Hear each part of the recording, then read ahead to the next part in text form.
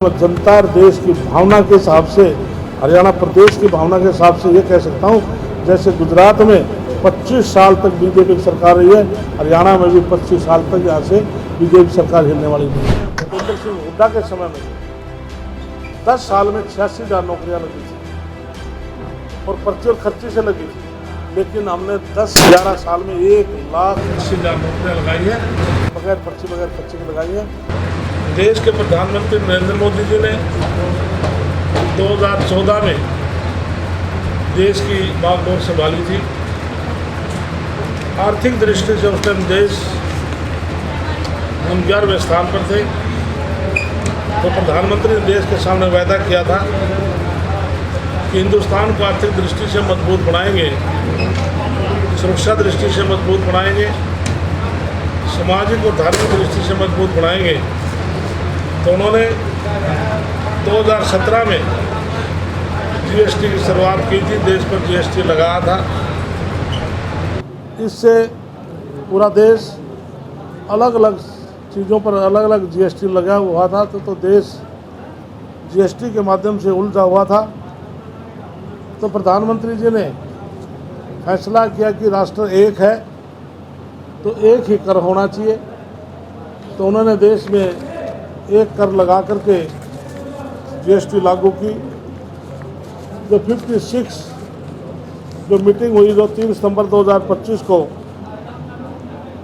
हमारी अर्थव्यवस्था को मजबूत करने के लिए महत्वपूर्ण उन्होंने फैसला लिया कि जीएसटी को पूरे देश में कम किया जाए।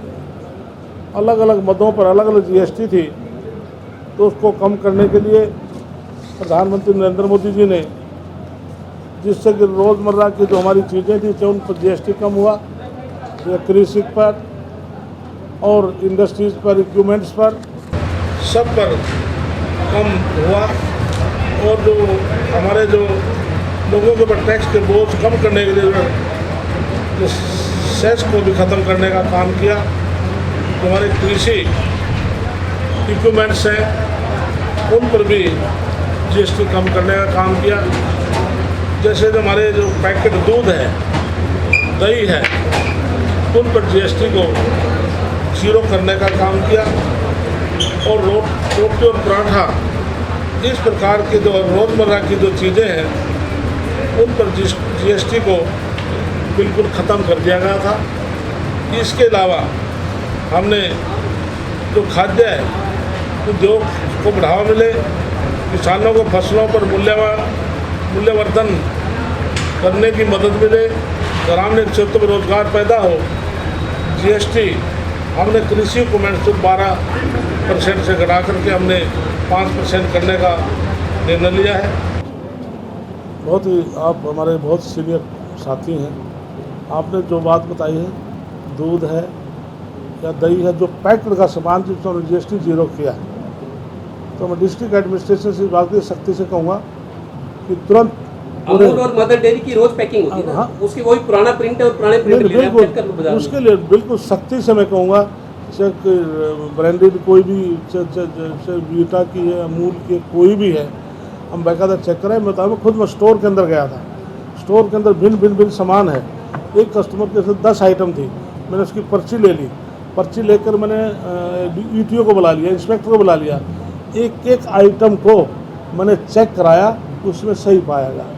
तो इसलिए यदि ऐसी कोई बात है तो आपने मुझे बिल्कुल इसके लिए सख्ती से मैं डीसी से कह करके और सेंटेक्स के डीसी से बात करूंगा कि तुरंत इस बात की चेक करें। इनके ऊपर भी पुराने रेट आ रहे हैं, बिल्कुल बाकायदा इंस्ट्रक्शन दी गई है।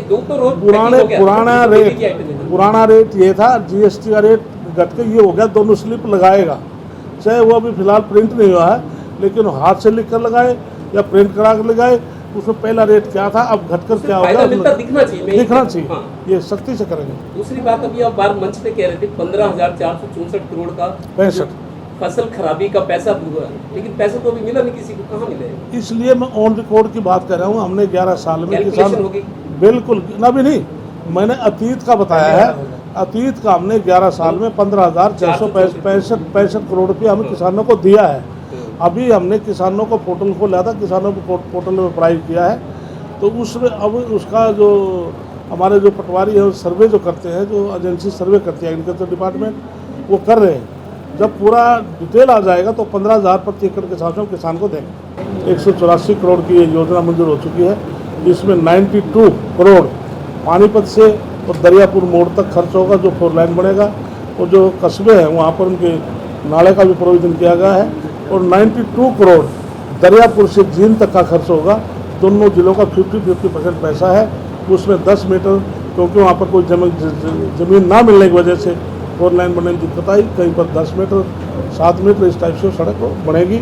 इसका टेंडर भी खुल चुके हैं और इसकी टेक्निकल बीड अभी चेक की जा रही है। उसके बाद अप्रूवल के लिए चंडीगढ़ जाएगा। मैं कह सकता हूँ शायद दिसंबर तक इसका काम शुरू हो जाएगा। लेकिन मैं जनता और देश की भावना के हिसाब से, हरियाणा प्रदेश की भावना के हिसाब से ये कह सकता हूँ, जैसे गुजरात में 25 साल तक बीजेपी की सरकार रही है, हरियाणा में भी 25 साल तक यहाँ से बीजेपी सरकार हिलने वाली नहीं है।